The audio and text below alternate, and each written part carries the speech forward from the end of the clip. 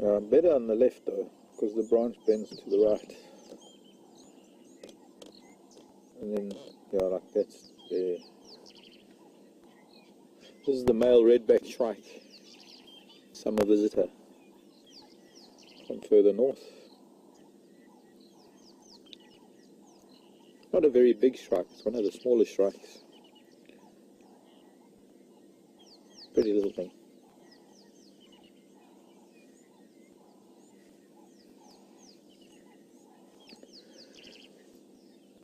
Often sitting on a prominent perch somewhere, whether it's a tree or a termite mound, they swoop down on insects from a perch. They don't hunt much on the wing, as do most shrikes. As they hunt to the way most shrikes do.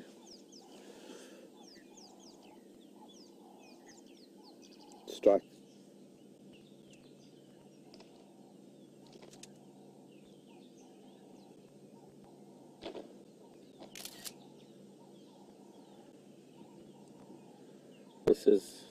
This is a pair of males that are probably trying to sort out a hierarchy issue amongst the bachelor herd. It's not that serious that they have to fight for females, because it's way into the lambing season. It's going to be some time before we get to the rutting season. But it's going to be important that by the time the rutting season rolls around, these boys, this bachelor herd, have a certain hierarchy that has established itself from being in a bachelor herd, and that then allows them practically mirroring each other. Leopard strikes, it gets underneath that throat as soon as it can. Same with cheetah, I guess so to a large extent lion too. Get to grab the face with the mouth. But there are some antelope where, like the sable for example, with those curved horns, lion has to jump on the back to get it down. Oh, that hurt.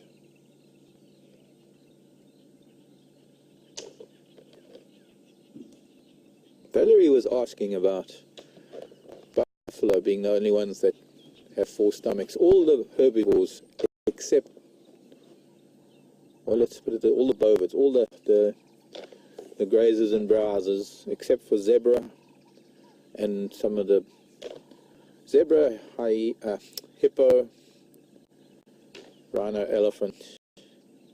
Pretty much everything else is a ruminant, what we call a ruminant. They all have 4-chambered stomachs. They all chew the cud. So all the antelope and the bovids, the buffalo, not the warthog. They're omnivorous, so they have a digestive system very much like ours, because we're supposed to be omnivorous.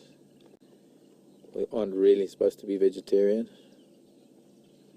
We don't have the stomach for digesting only vegetation. We do need other proteins and things.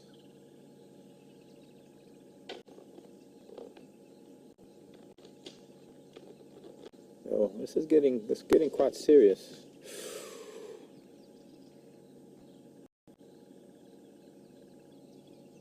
The referee coming in now.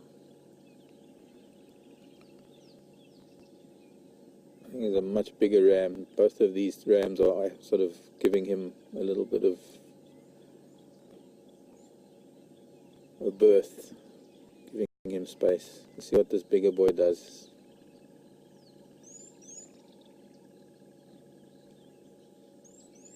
Coming in with a very dominant posture, and it looks like he's actually splitting this fight up.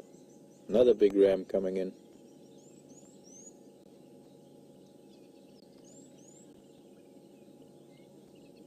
Quite interesting. They're going to go back at it, and then we'll see what these other big rams do.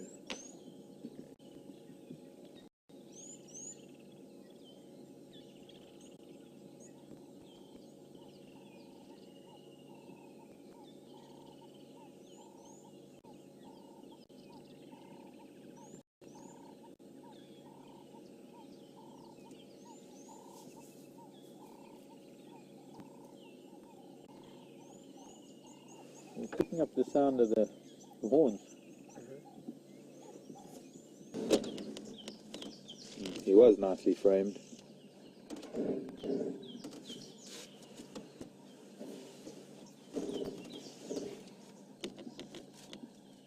Just gonna try the radio. Ephraim, come in. Ephraim, I'm not copying very well. Confirm there's something moving up Billsville cut line. Yeah, I copied. What's on Billsville cut line? Yeah, what's this microphone?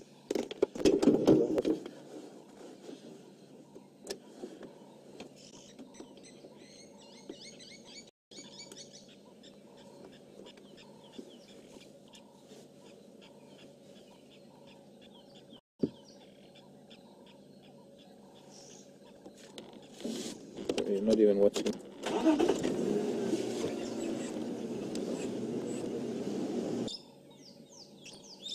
And off he goes. Beautiful, Henry. Not tonight, Josephine. Oh, he's just coming to check whether we're a threat. And off he goes. I suppose he thought maybe we were interested as well. And he's chasing after her again.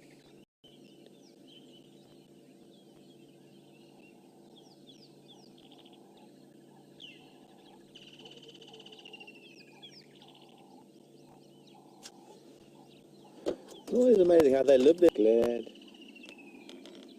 to see tortoises.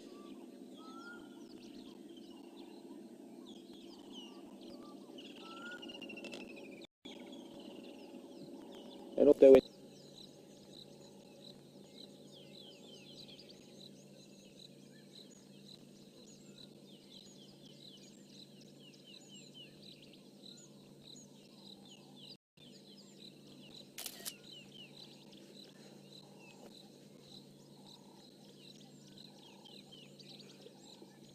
Secreting oils from glands, rubbing oil, very essential oils over its feathers with its gape, I think. Helps with waterproofing. A lot of birds do that, especially the aquatic birds. Maybe not oils, but secretions that help keep feathers in good condition, as well as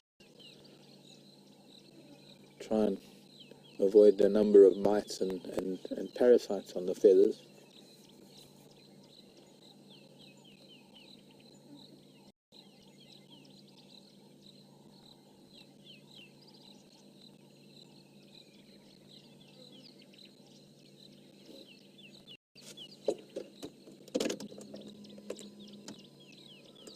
We're going to move along and square it off. Here we have the two of the large cats, lion on the left, leopard on the right. But very importantly, what I'm referring to are these three lobes at the back of a cat track. You can see with the lion as well.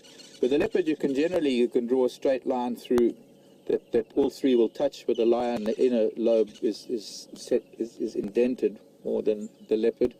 But here, just a slight comparison between the two. When you can draw a circle around a leopard's track, you can draw an egg shape around a lion's track. But very importantly, no claws at the tip of the toes and the three lobes at the back. Now if we go to the hyena, very distinct claw marks.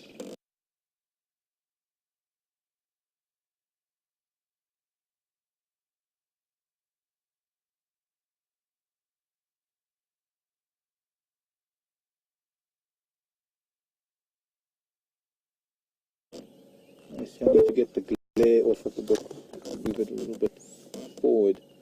Very distinct claws at the top. The toes are also very distinctly shaped in the hyena, but I'm just going to move over to the three here that are important, because here we have the wild dog on the left, a large domestic dog. It's actually a Labrador, right, showing quite clearly in these. But most importantly, for the cat, the three lobes at the back, and for the dog, there's only sort of two at the back. So that's front foot and hind foot of cheetah. Right front, right hind, right front, right hind of the wild dog.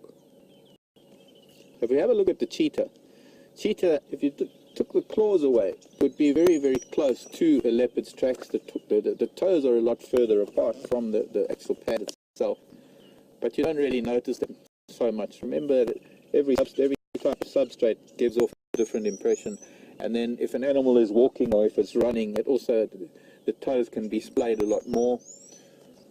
So it's not really that much of a diagnostic thing, depending the toe distance to the pad. What's most important are the